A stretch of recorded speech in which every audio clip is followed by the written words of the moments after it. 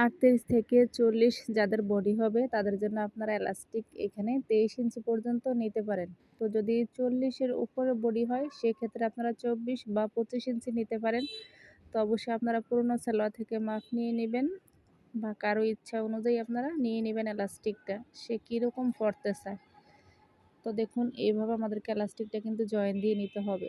তারপরে এখানে কোমরের অংশ আমি চিকন করে হেম সেলাই দিয়ে নিছি।